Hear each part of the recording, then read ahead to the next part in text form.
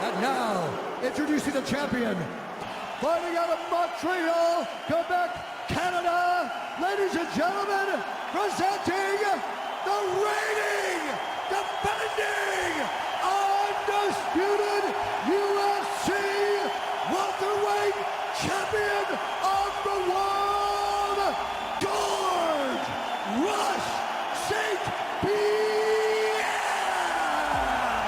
I first started training because I was a victim of bullying at school. Instead of focusing on what the teacher was explaining in front of the class, I had to try to figure out a way to reach my locker, pick up my book, and get to the bus before the bully get to me. You're one of the most dominant, prominent fighters. How do you keep that internal humility? Confidence is not the absence of fear. Confidence is knowing that you have what you need in order to succeed. The way you counter fear, the way I did with it was with the preparation. Because you can lie to other people, you cannot lie to yourself. Adults or kids in school being bullied, like how would we work on building confidence, let's say, if we don't take the mixed martial arts path?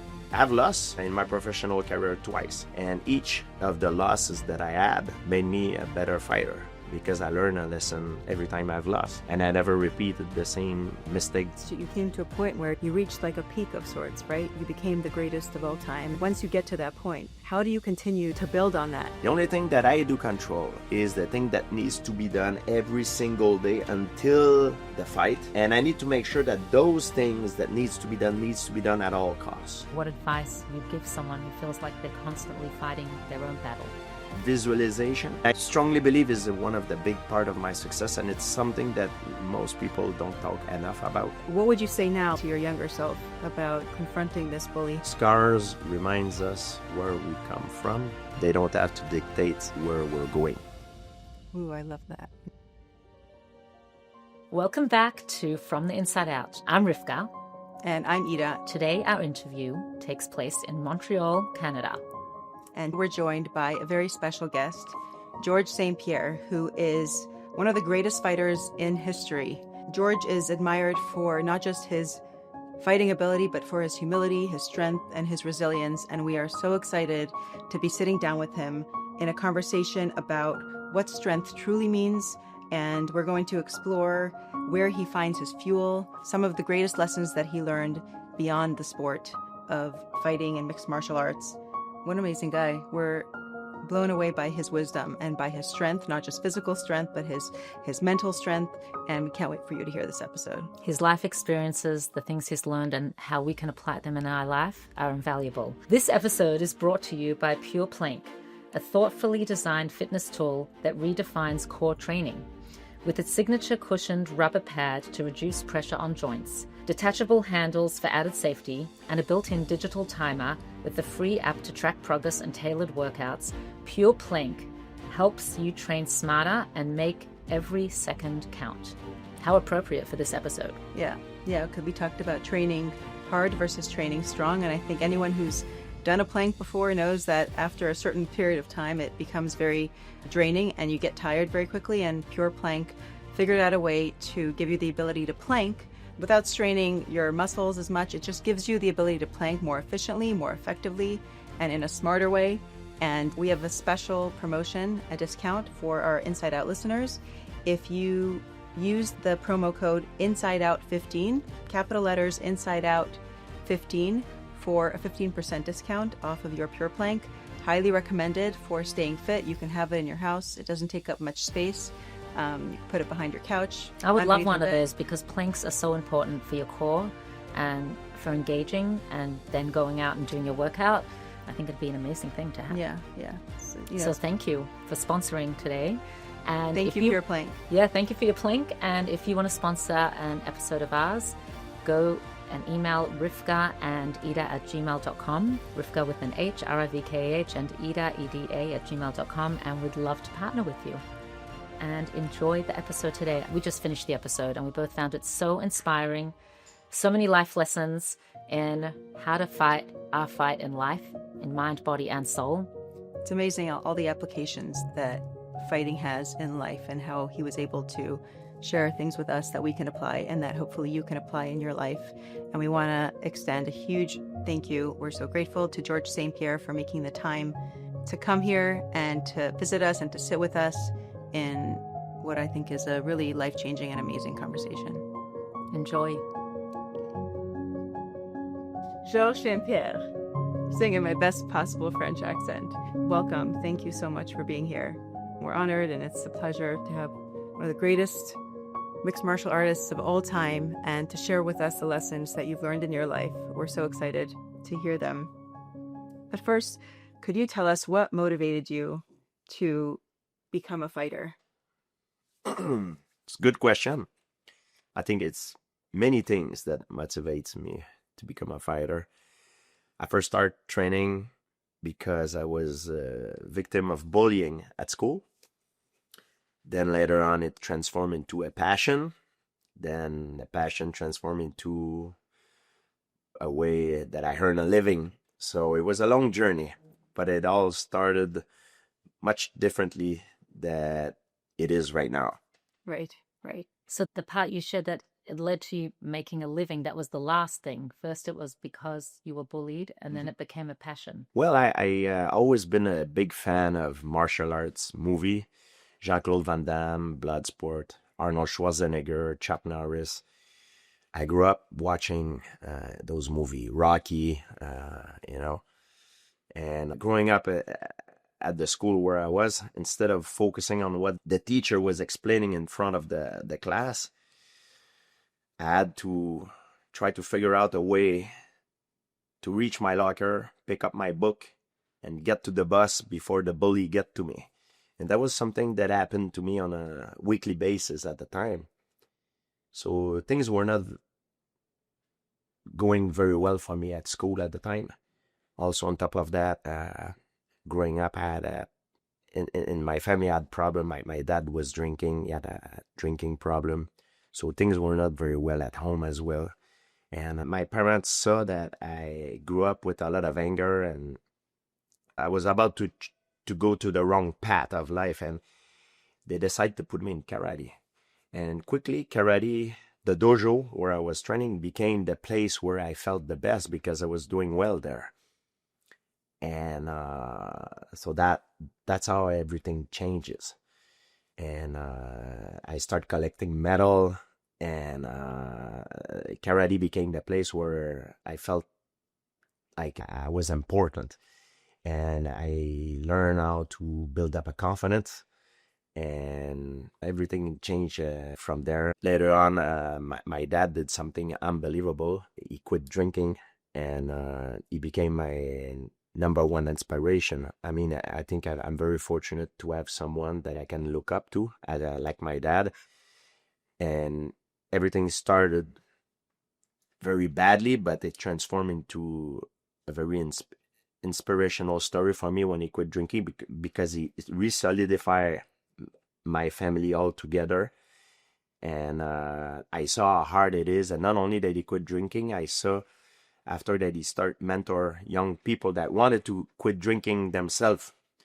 And I remember the phone was ringing late at night sometime, and it was my dad picking up. It was a young guy that they had problems. He's like, okay, I'm coming. And this whole thing really was very motivating for me, and I had a great role model. Wow. But you must have had a very hard time with your father in your childhood because he was drinking. Yeah. How did you let go of the way he was when you were younger and the way he is now, like appreciating that? I think he saw that he was giving us because I grew up with two younger sisters, and because I'm the older in the family, I think he saw that he was having a very negative effect on me.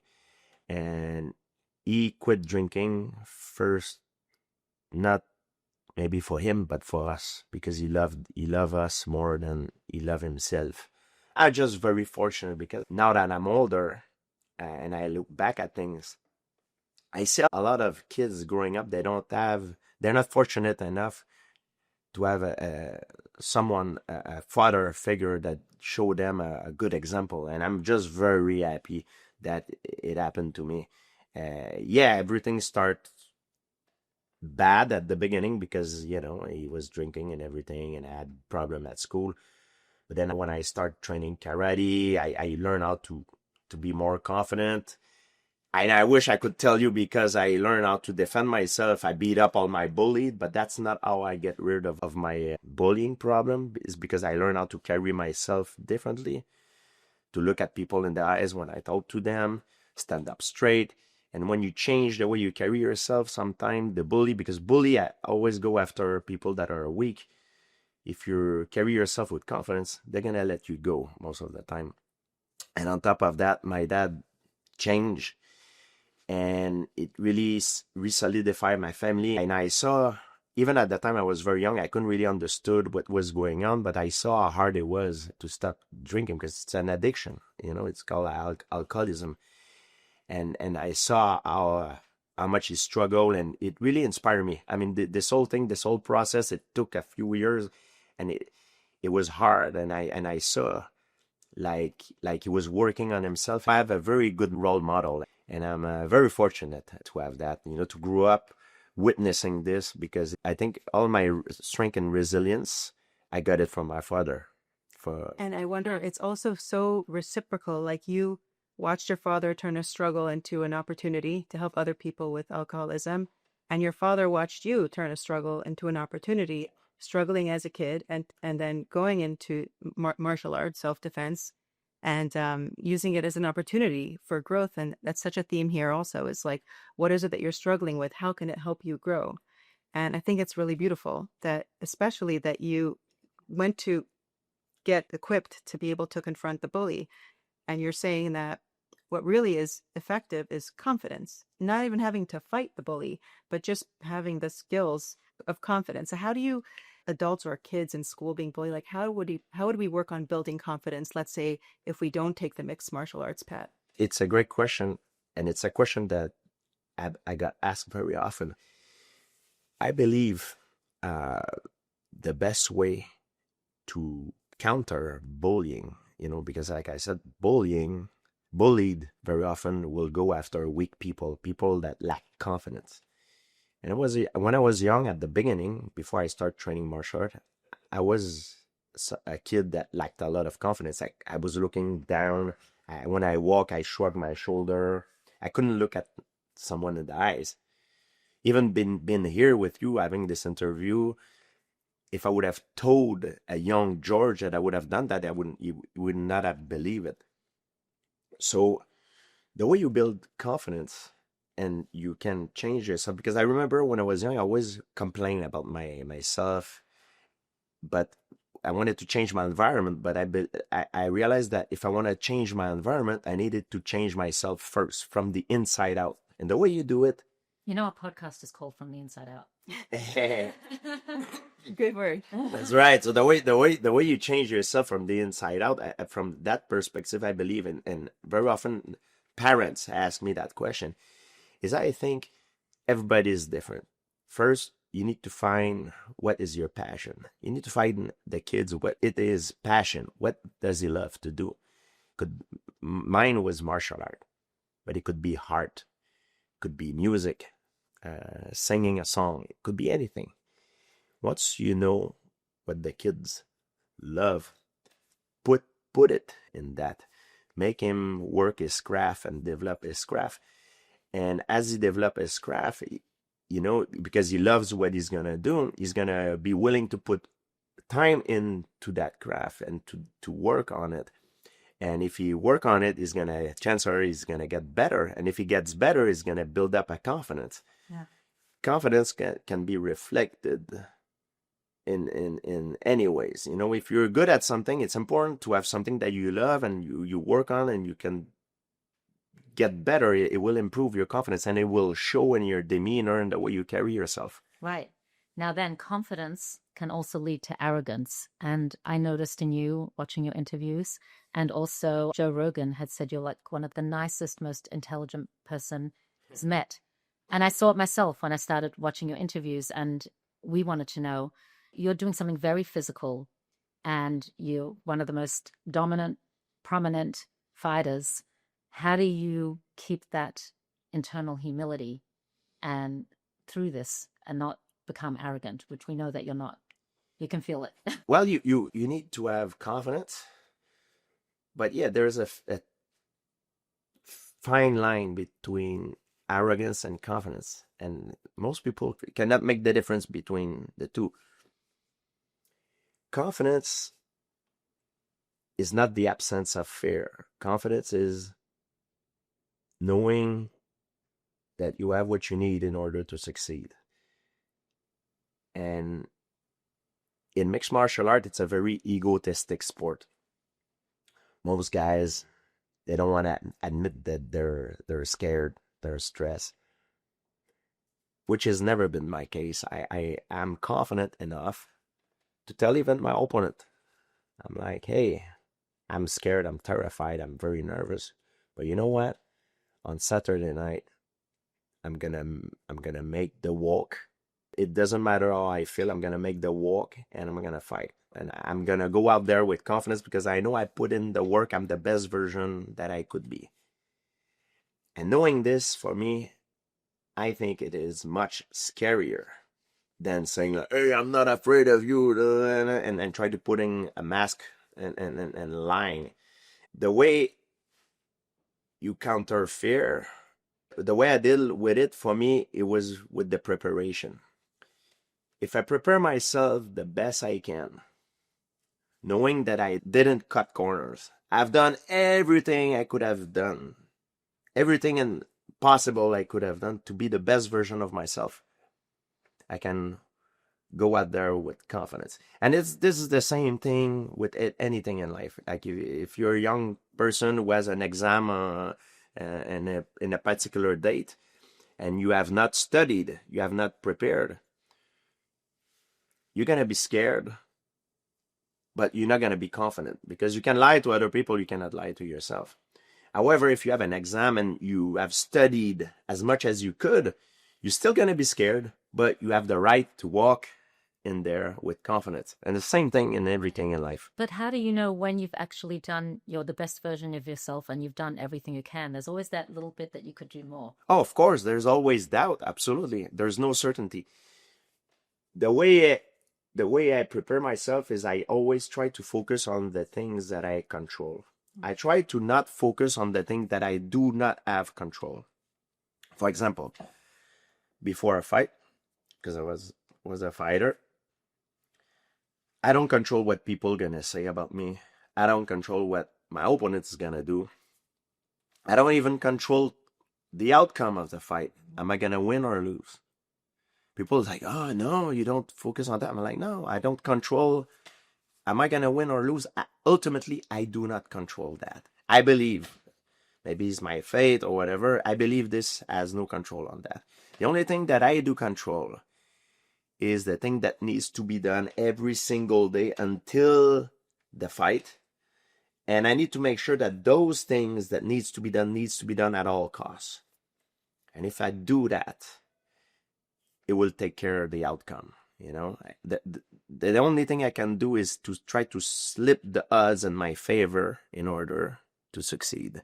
So the discipline to do everything that you Yes. need to do to get to the fight. And it's important that people sometimes they focus on training hard, preparing hard.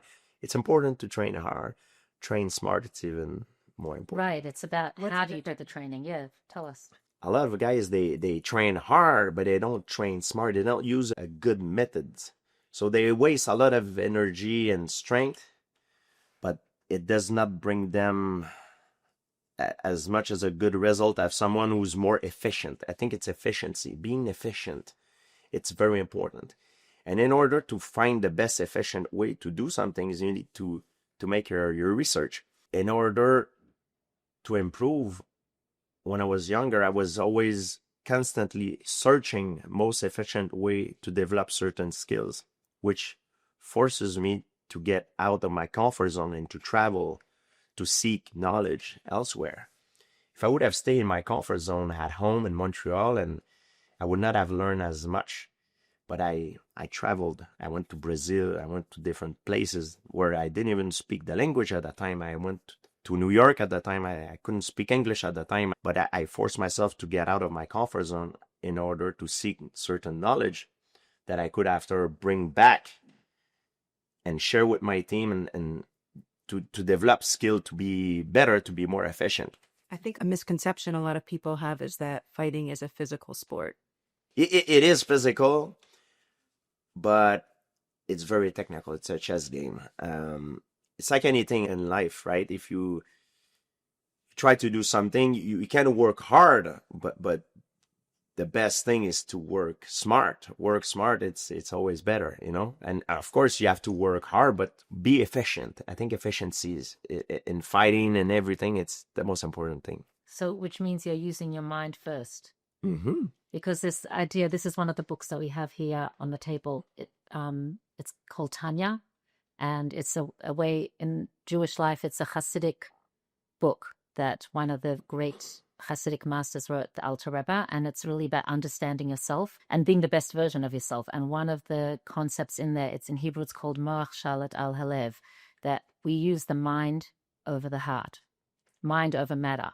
So I feel like what you're saying is that you needed to start with the mind to develop the right strategy and go beyond your comfort zone. And then that's how you were able to be physically one of the strongest people. There's three things sometime in life, like the wisdom, the strength, and the beauty. I always say that the wisdom gives you the direction of how you're going to achieve something. You have to see it to know where you're going, how you're going to do it. Once you know that, you need the strength to do it. So you have the wisdom, the strength. The strength is the resilience, because it's not going to be easy. You know the path, but it's going to be hard. And you have to go push through it, and you're going to hit the walls sometime, but you have to go and push. And once you achieve that, is the beauty. What you try to do, anything you try to do in life, after you can look back at it and say, wow, what I just accomplished was beautiful, the beauty, you know? So that's how I see it. Beautiful. Chesed Gevurah Tiferes. I feel like That's right. translation. Yeah. How do you build mental strength? So you have your discipline to prepare. How do you deal with the inner doubt? If you have, I feel like just to be able to become very mentally strong, how do you prepare mentally for a fight? It's a good question. I think it needs to be progressive.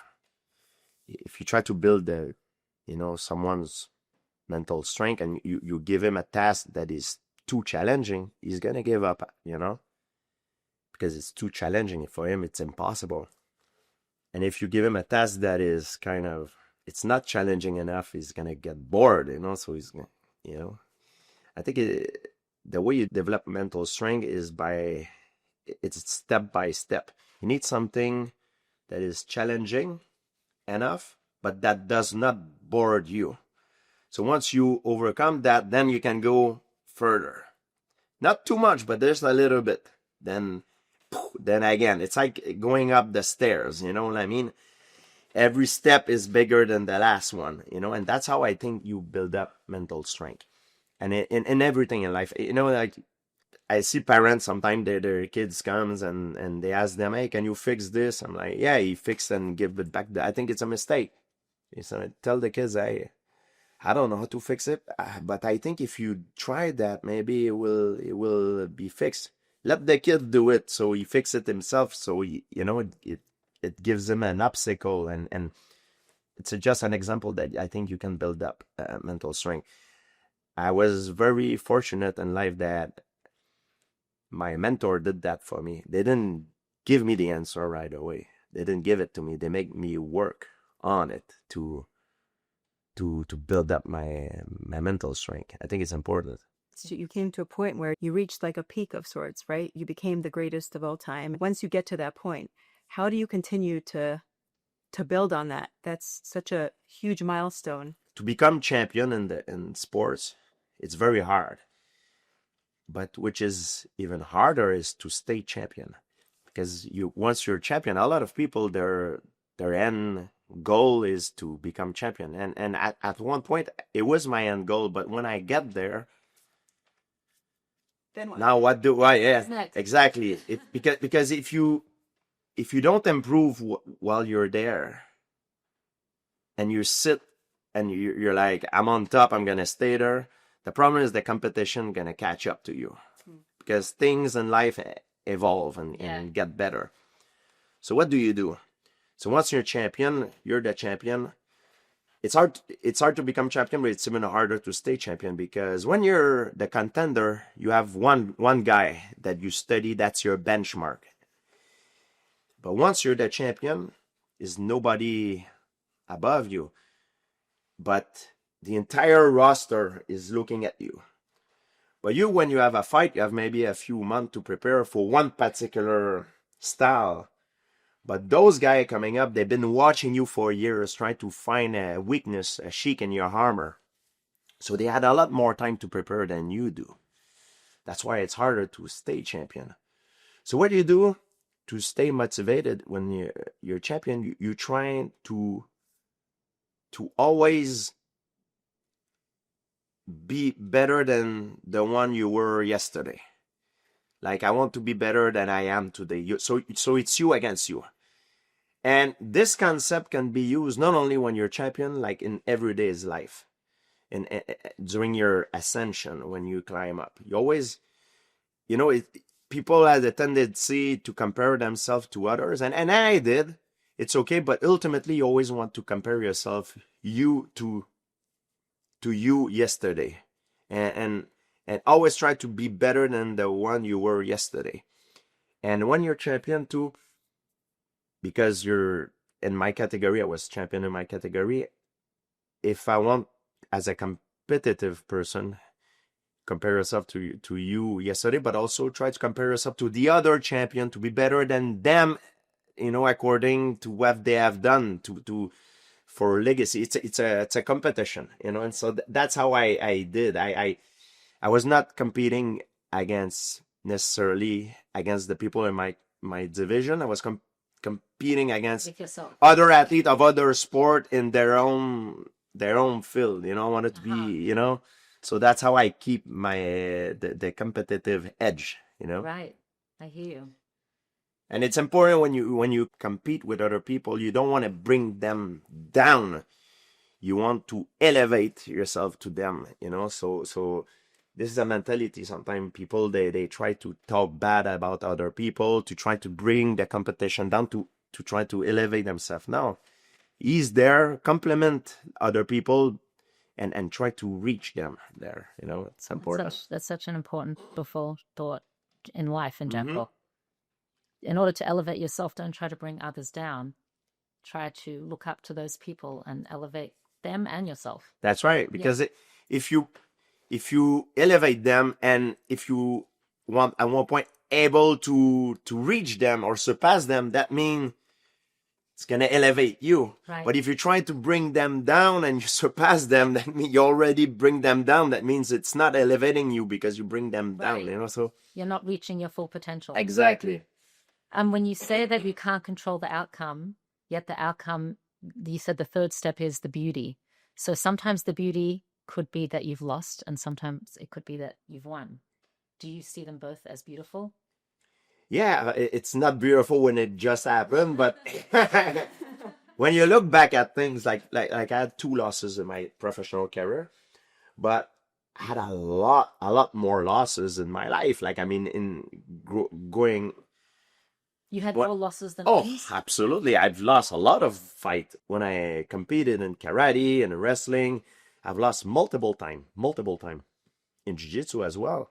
But people don't hear about it because I was an amateur back then, and I wait until I was ready to go pro before to step in as a professional competitor. But I to build myself up, I lost multiple times, and through those losses, it's negative because it hit your ego, but in a way, when you fail, it's a way to improve, because I know it's a cliche, but in order to improve, when you fail, you need to identify the reason why you fail.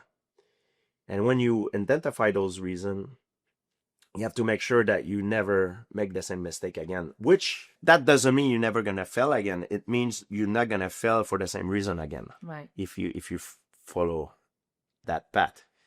So when you lose, I've lost in my professional career twice. And each of the losses that I had made me a better fighter, because I learned a lesson every time I've lost. and I never repeated the same mistake that I've done. One thing that I found so fascinating is that you mentioned that you don't love to fight and that you did the fight because it afforded you a certain life that you wanted. Yeah.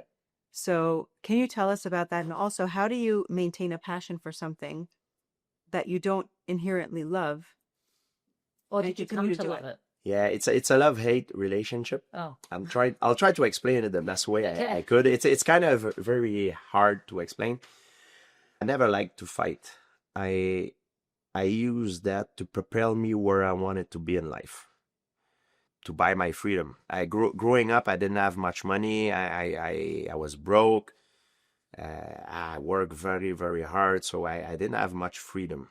We're never entirely free because we always have responsibility. I mean, that's how life goes. But I have a lot more freedom now than I used to have when I was younger. Because when I was young, it was crazy. I was so busy. I had so much stuff to do, so much stress. Sometimes I felt I couldn't see the light at the end of the tunnel. It was insane. But I always had faith in myself. It's a love-hate relationship. I love my sport. I love the science, the art of war, the concept of the art of war, the camaraderie I have with my training partners. I like the journey in a way that, that to improve, but I don't like to fight. It's so stressful that the few days before a fight and the day of the fight and the few hours before a fight, it's unbearable. And for me, not knowing if I'm gonna win or lose or being humiliated or hurt, it's very hard to deal with.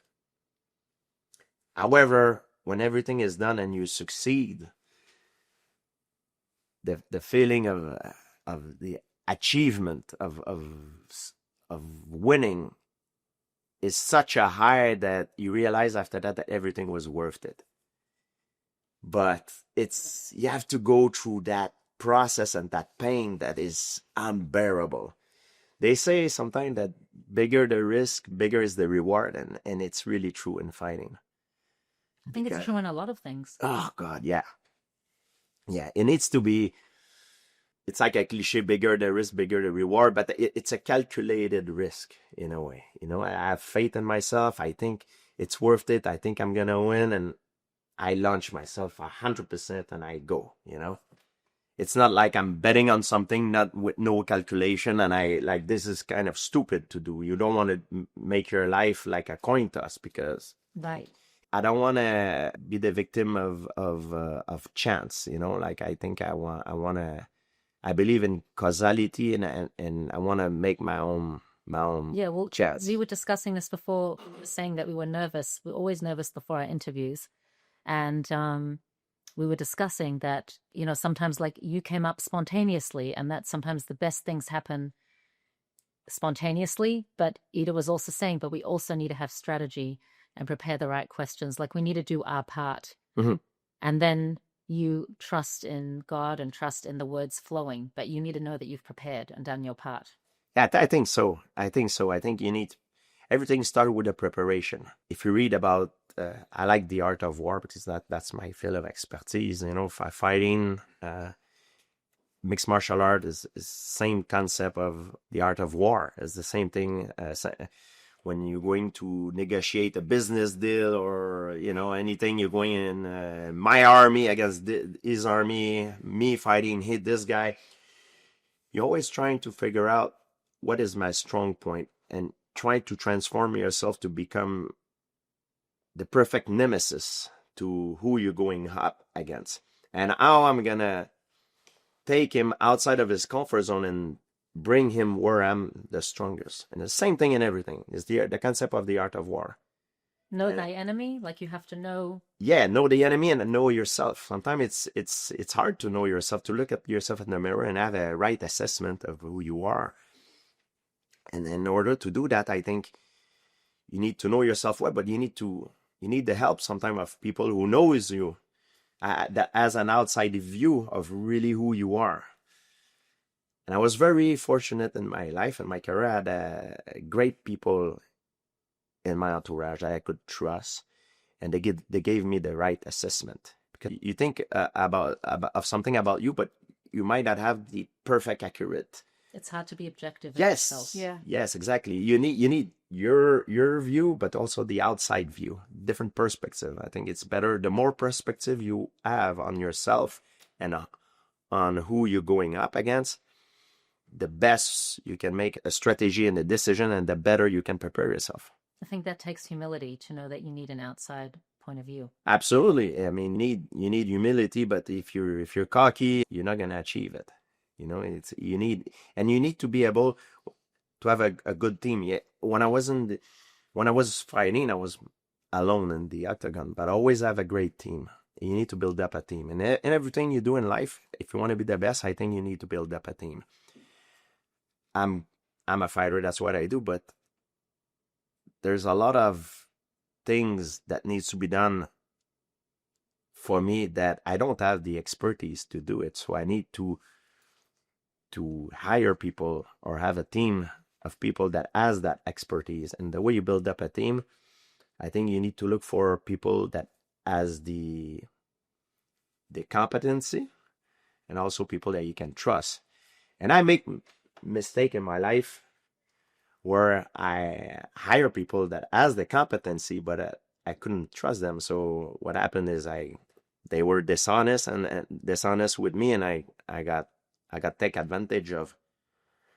And it's also bad, and you see that very often, people that hire people who they can trust, but turns out that the people they hire doesn't have the competency. You waste your time. So sooner or later, you have to, cut ties with these people, and it creates drama because it's people in your inner circle. That's why it's so hard to build up a team, and you need people that you can trust and people that has a competency. Makes sense. Those two. 100%. It's hard to find someone who is Mm-hmm. both. Yeah.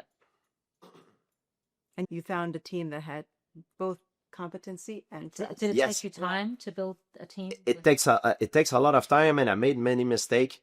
It's always better to learn from other people's mistakes. I've done mistake, but I'm very fortunate that those mistakes in my business were done earlier. So yeah, it cost me money, but it could have been way worse if it would have done later. But I'm very, very happy and very lucky that I had great people, great advisor, and when I hire someone to be in my team, I hire him not because I want to tell them what to do. I want them to tell me what to do because I hire their expertise. I think it's very important. You have a direction, but you want to use their knowledge, their competency to know how to have a better, a more efficient way to get there. That probably empowers them that you ask that of them. How do you empower your team?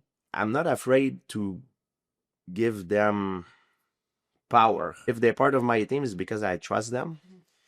So I want them to bring the idea of how I can make it in a more efficient way. We'll go towards the same goal, the same direction. And for me, when I build my team, it's very important. It needs to be advantageous for the both of us. So if I do well, you're gonna do well too. You know what I mean? So if I get something good, you're gonna get something good. So I'm not afraid to share with them. That everybody wins. That everybody. Yeah, feels everybody. Like everybody feels good. 100%. For me, it's always been very important. If something comes up as an extra for me, I share with my team because it makes them feel also that hey, they're part of a unity. And if they do well, like they get something also, so I think it's very important. Yeah. How do you know when you trust someone? Does it take you time to trust? For me, the way I grew up is I grew up in the countryside, and people can say I'm a little bit naive, but I think it's nice. Mm-hmm. The way I grew up is I always trust everyone until they break my trust. That's how I learned as I grew up in the countryside. You're sort of naive. You trust everybody until they betrayed you or something like this. Then you don't trust them. But in business, you cannot be that way. And I learned it from my mistake.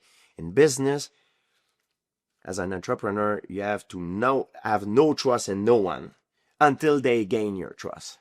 And it's different perspective. For me, it was hard in the beginning because I'm kind of naive, I made some mistake, but quickly I surround myself with mentored, an agent that taught me that, hey, George, you can't do that. Like you never know. When you make business, you have to, you should not trust people right away. You have to research, see what happened, where it comes from, you see if there is, because sometimes if you get them on board, can pay for your mistake.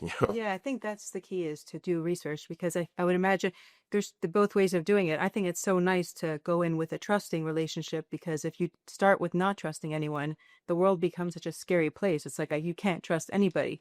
But in business, to do research and to get like a good reference for these people before you work with them, that's a good balance, like you're sort of in the between, like I trust them, but I got to find out about them before I jump into 100%. 100%. You gotta make your research, and I always try to be very diplomatic. I'm very nice to everyone, but I'm very cautious of who I let in my inner circle. Is very important for me, because I've learned from my mistake and other people's mistakes, and there's nothing wrong about that. It's normal that It's part of life. Yes, 100%. In the same time, I let the door open in a way that, if there's an opportunity that comes, and this is also one of the reasons I think I was champion, is it's not because I was the strongest, the fastest, or the biggest. One thing that it made me successful, I think, is that when an opportunity came to me, I never shy away. I took it. And you need to have that open mind in a way that, yeah, you're open to every opportunity, but before you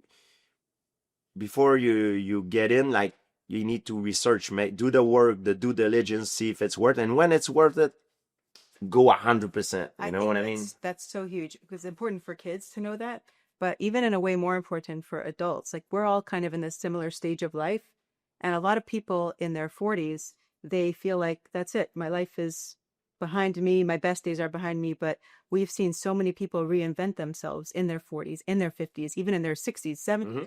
And I think just being able to be open to opportunities at a later stage in life is, you never know what's going to come your way. And I think you're now in transitioning to, or maybe have to, Hollywood and doing all these other amazing things. Can you tell us a little bit about that reinvention? Like, are you applying the same skills from fighting and what you did before to what you're doing now? I apply the same concept, the skills. I mean, I'm 44 now. Physically, I would say I might not be in my physical prime anymore, but I have more knowledge than I used to have. And I use the same concept. I'm more of an entrepreneur now. And because I don't compete anymore.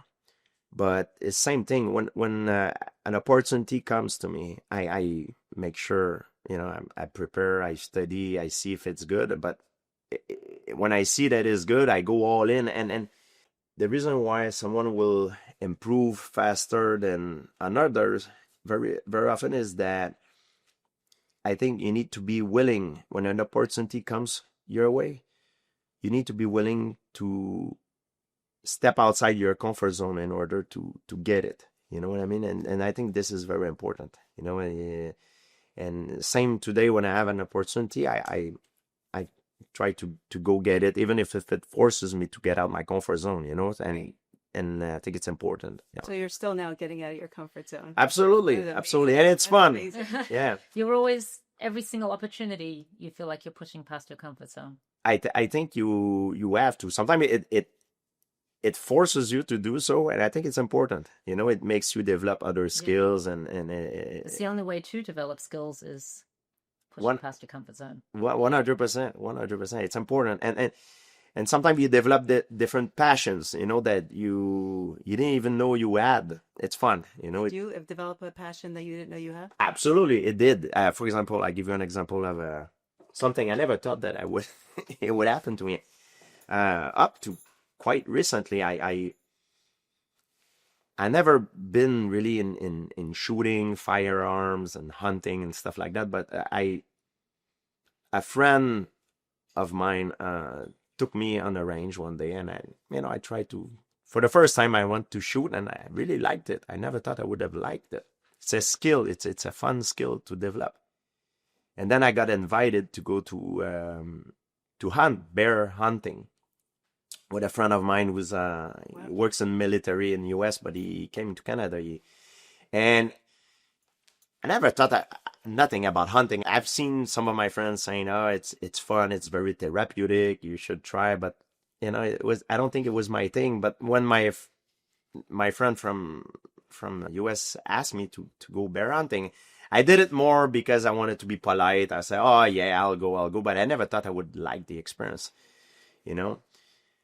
because being stuck with a bunch of guys in a camp, for a few days, no distraction. I think I was like, man, I'm gonna go crazy. But turns out I really liked it because my life is so fast, and it was very, very therapeutic. I loved it, and now I'm going back. I went back again and again and again. It's very, very therapeutic. I really liked it.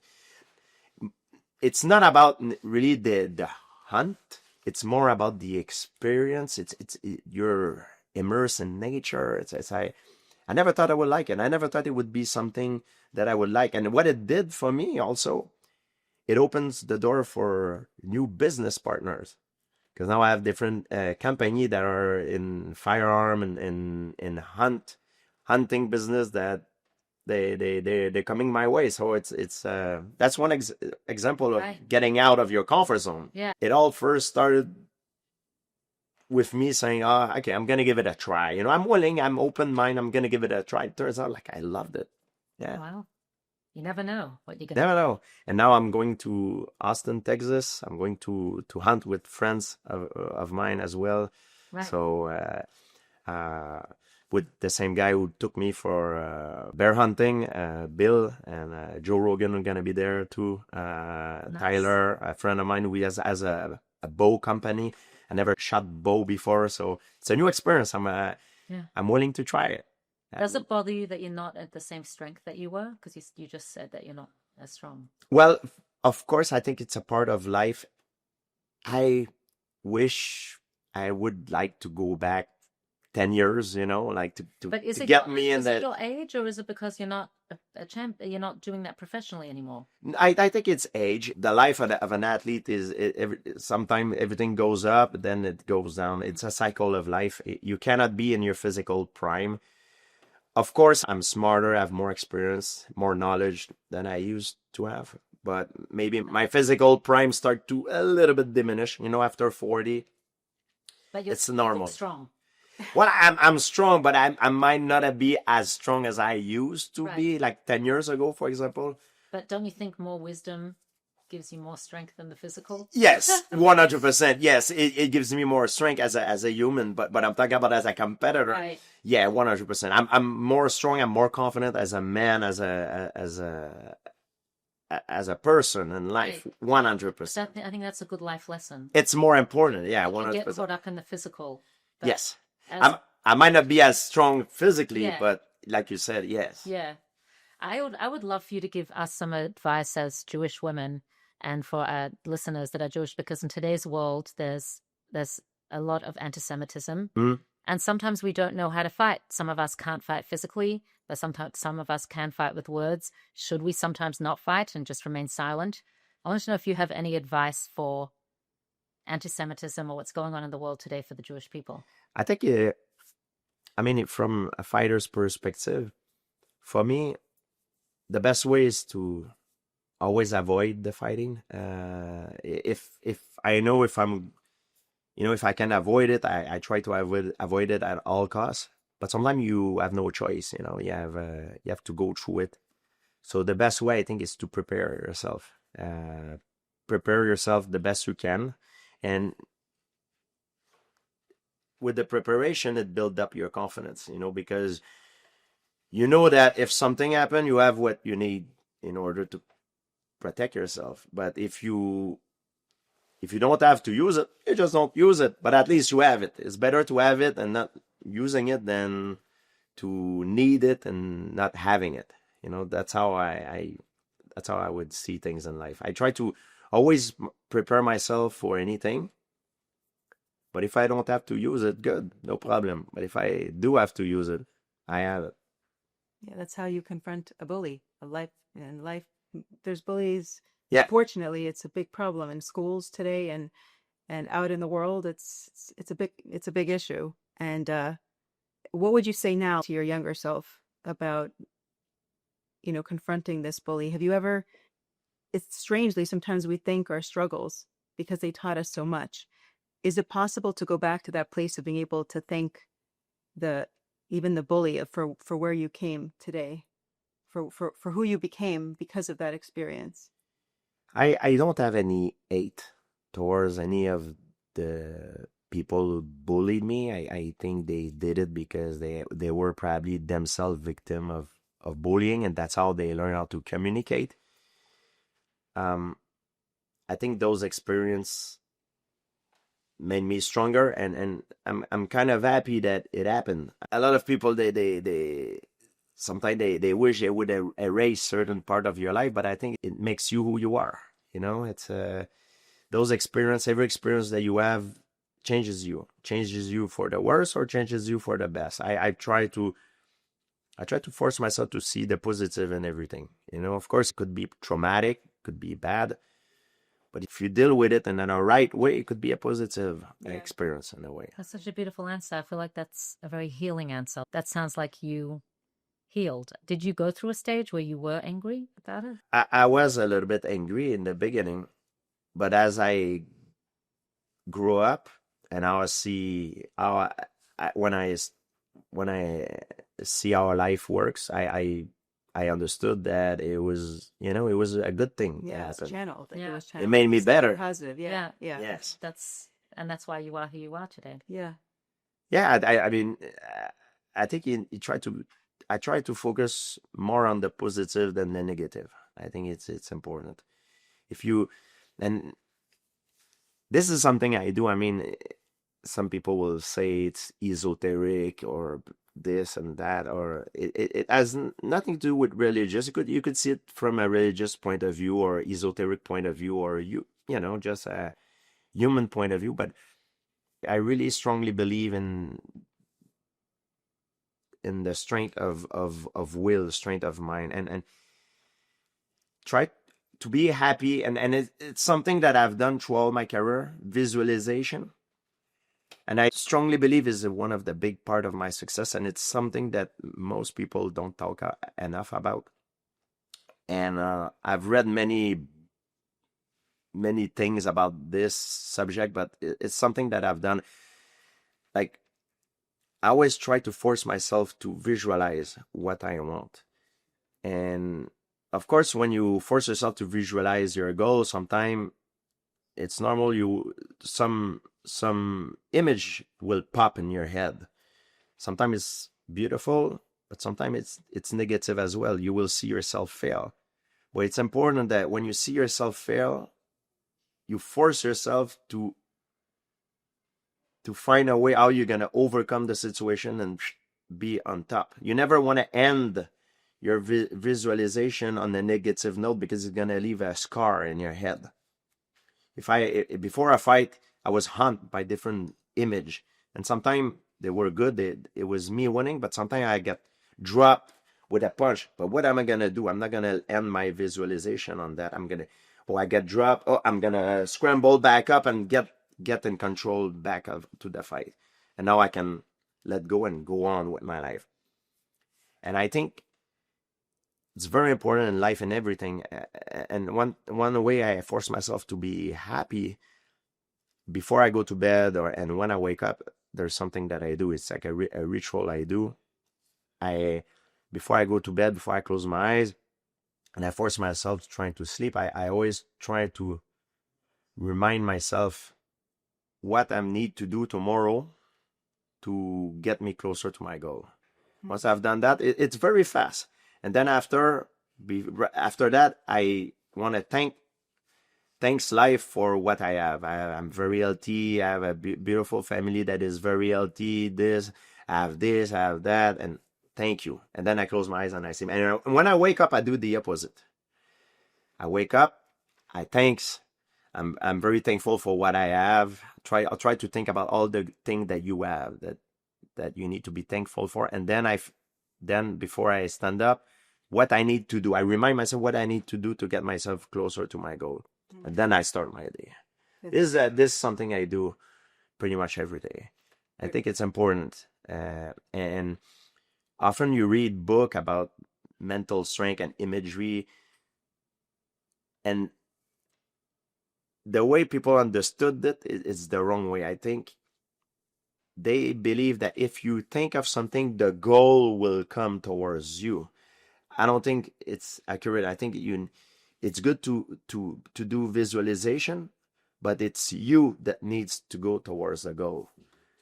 I love that. The visualization will help you to make a path to go towards a goal, but you need to work to get there. It's not going to come. Because sometimes you don't know what the goal of that day is. Like what's going to be the best goal for me to have today. Yes. So you're saying to have the visualization of Yes. what the long-term goal is, and you'll figure out what the goal of today is. Yes. And sometimes you don't know how to get there. Yeah, that's what I mean. And it's normal, but I think sometimes maybe it's because I'm obsessive compulsive by nature. When I had a goal in life, I'm always thinking about it. It haunt me. Like when I wake up, when I drink, when I drive, it's always there. And sometimes by thinking about it, force yourself to think about it, life will give you the answer of how to get there. Yeah, you have to like open yourself up. Uh-huh. There's a quote that we love where focus goes, energy grows. So being focused on what you're grateful for and all the good things you have, that alongside the getting to your goal, it's like you make sure that it's not just about the grind, it's also about gratitude. So you can enjoy your life while you're pursuing your goals. Mm-hmm. It's important to have both. Yeah. I think it's something that a lot of the greatest athlete or entrepreneur, they have that in common. I think it's something that people don't talk about enough. It's all start here with an idea. It's very powerful. If there's something that comes before the physical action. If I talk about a room, for example, the material doesn't manifest before the spiritual. I think it's the spiritual first, because before the room come to materialize, you need to imagine the room, how you're gonna build it, how you're gonna decorate it, and then once it's done, it's gonna materialize. Well, I think it's like you're the actually Michelangelo sharing. effect, it's called. Yeah. Right, Well- the Michelangelo effect, where he sees the sculpture of David when he's painting it before he's sculpting it. You see it before it happens. Right. And he was also sharing, which is, I was telling you about the Tanya, there's a lesson every day. And today's lesson is that there's this, I'll just read it to you, the quote. Every single day, there is a divine energy that did not exist in our world the day before. Make today better than yesterday. So you're sharing about this spirituality. There's a divine energy that we need to manifest, use our minds and put it out there in the world. Yeah, I'm a strong believer in that. A lot of people will roll their eyes and they say, "Oh, he's esoteric, metaphysical, blah blah blah." I think it's real. I think you need to manifest it in your mind before it happened physically. I heard someone saying, some people think seeing is believing, but sometimes believing is seeing. Like you flip it on its head. When you believe it, you'll see it. Mm. You got to believe it. So you've been on some of the greatest podcasts out there. I'm sure you've done many interviews with many people. Is there a question that you wish people would ask you more in the conversations that you have? The mental thing that we just talked about. In order to achieve something, yeah, you need to put in the work, but you need to first try to dream about it. Try to force yourself to think about it and to make it happen here before doing the action of it. I think it's something very important, and it's something that it all start here inside of you. Everything started inside of you. You've inspired many fighters and fans, and we wanted to know what advice you'd give someone who feels like they're constantly fighting their own battle. I think it would be the same advice I would give maybe a young George. I would tell him to try to focus on the present. Try to forgive yourself for the mistake you've done in the past, and try to not worry too much about the future. I mean, when it comes, you'll take care of it. You need to prepare, but focus on the present. What you can do right now to be better. Focus on the present and try to enjoy it. Try and enjoy the process, which is very hard when you're stressed about something. Or when you're struggling. Yeah, but it's good advice. Zone in on the present. Do you have a favorite quote? I have many quotes that I like. One I can think of that is very nice is scars reminds us where we come from. They don't have to dictate where we're going. Ooh, I love that. Never heard that. Never heard that one. Beautiful. Wow. Well, they ended up dictating where you're going because... But they don't... But they don't hold you back. Right. Yeah. Yeah, you cannot be traumatized by it, paralyzed by the fear. You have to... Go with it. Go with it, yeah. Beautiful. Well, thank you. Merci. Mais ça fait plaisir. Thank you. Merci beaucoup.